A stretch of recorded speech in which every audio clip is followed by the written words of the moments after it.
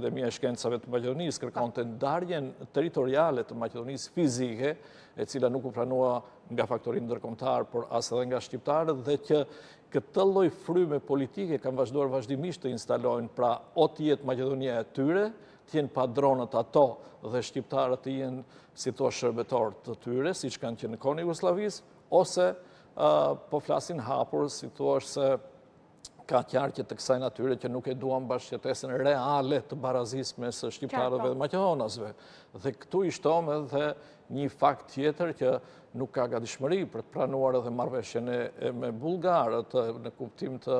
asaj që elementi bullgar, komuniteti atjeshëm në Maqedoni që të jetë pjesë përbërëse e kushtetutës atij vendi,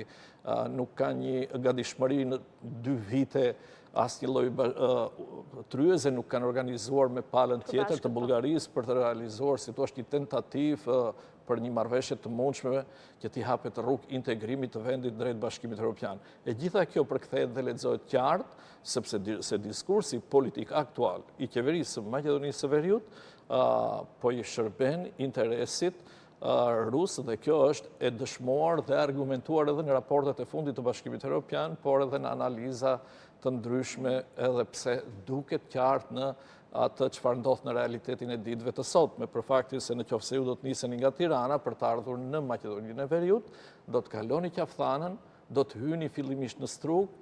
por nuk do të mund të gjeni një tabel ku shkruan në gjuhën shqipe se ku është Struga, Ori apo Shkupi. Janë të gjitha në Qirilic, është një shkelje drastike e